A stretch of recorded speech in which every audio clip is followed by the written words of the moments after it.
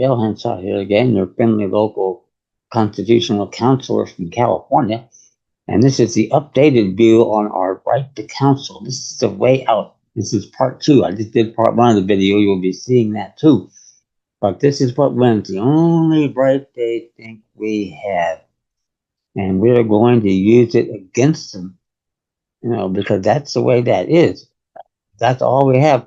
And if we show up there as pro se litigants with specious, frivolous, sovereign citizen arguments, otherwise known as the original intent of those racist framers, everything gets thrown out, and you can't even sue the bastards, at least in their system, because all you have is 42 U.S.C. 1983. It's a war act of the 39th Congress, if you don't know that. And they just throw it out, and you can actually get fined for wasting the judicial economy of the court with specious, frivolous issues, and you're not even in a judicial court. And that's how we're going to beat them, because we have a right to be there from day one, and they damn well know it. Because if you're not in a judicial court, there's no right to trial by jury. All laws on the books are null and void as bills of attainder. Not fucking due process, equal protection, any of that crap. You make the real arguments and you'll learn that the Supreme Court understands exactly what I'm doing here and why. And Trump knows. He issued an executive order that you'll get real familiar with from March 25th. That's about original intent. It looks like something that I could have written, but he wrote it. They know in Washington, D.C., and I think the Attorney General Bondi knows, and she's going to be a key player, as you will learn later in our plans, if we have to go that far.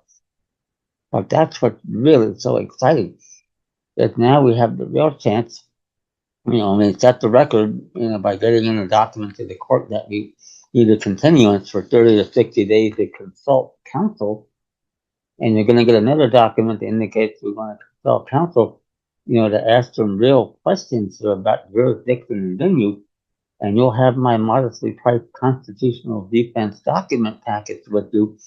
And I say everything with attitude and with authority.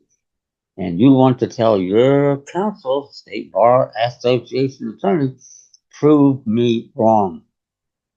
They can't do it. And what that means is we're right, and they have to bring these issues into the trial court and get them on the record. And that's the last thing they can have happen there, because everybody gets convicted of treason. So that probably means your case gets quietly dismissed and it just simply goes away, which we can live with.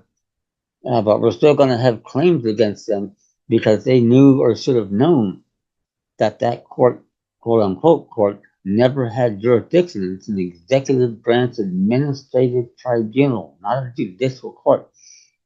And there's going to be heavy penalties for that, as you'll learn. So send me an email, youwinnincourt@gmail.com. That they're committing acts of treason. And this is the U.S. Supreme Court thing, a case called Cohen's v. Virginia from 1821. Oh, that's old law. They don't use that anymore. The hell they don't. These current justices, the conservative ones anyway, know Cohen and have cited it. And among other things, what they say in there is that the court must exercise jurisdiction if it has it. It can't exercise jurisdiction if it doesn't. The one or the other is treason to the Constitution. And in this day and age, that's a clear threat to these black robe bastards and local dumbasses and everybody else.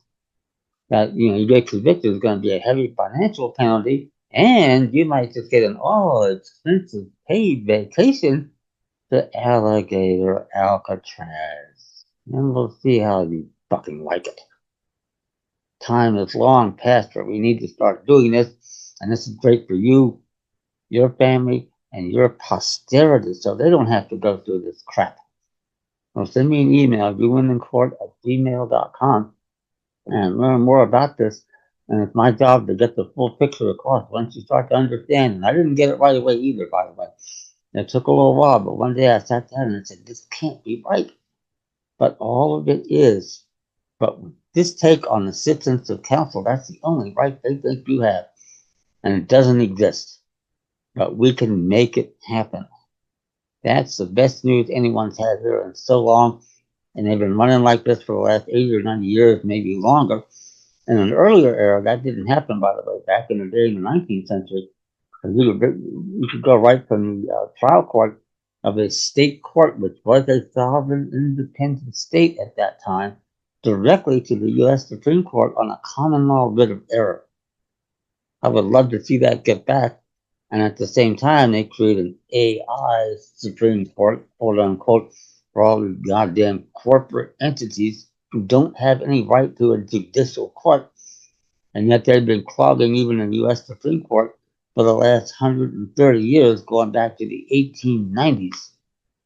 So that's another change that needs to get happening. And that is just great for us. Now we've got our right to get into the Supreme Court, and you're going to learn we have a right to be there. It's not optional if you know what you're doing, and you get my modestly priced constitutional defense document package. You're going to learn how to do that. Or send me an email, youwinnincourt@gmail.com, and it's all set up in our favor as it should have been, courtesy of those brave framers back in the day, and setting up our Constitution.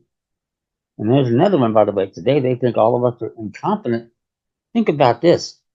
If we're not competent now, how were our ancestors competent in 1787 and thereabouts that have ordained and established this Constitution and created the government of the United States? Which way is it? Competent or not? And you're going to learn a lot about that by getting my modestly priced materials. Send me an email, youwinnincourt@gmail.com. You're going to learn all about it. And this basically has the ability to not only change the course of American history, but it makes things better for you, your children, and your posterity.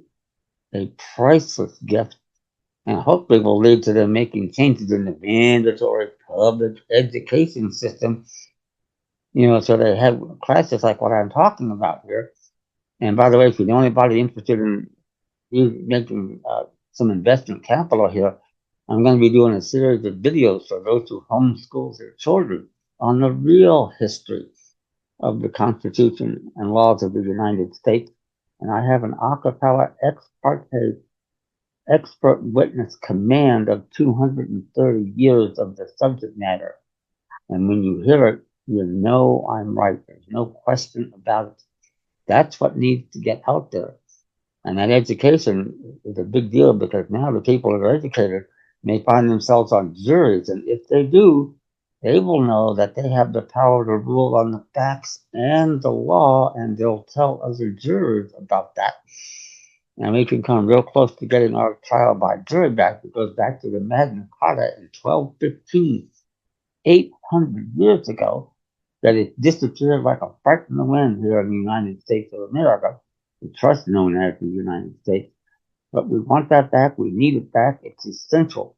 And with educated students coming out of even regular schools, grades 9 to 12, let's say, we're going to have that. And that's a big check and balance there. So the whole thing works together to create what it is that we want to get back to. And we can go back, make changes, and do it right this time. There are ways to change and amend the Constitution. None of them had been in place since before the war between the states. You're going to learn all about that too. Send me an email, youwinnincourt@gmail.com. Remember to subscribe, like the videos, tell your friends, get the word out. The sooner we start taking action with these issues, the quicker we make it better for all of us. Thank you.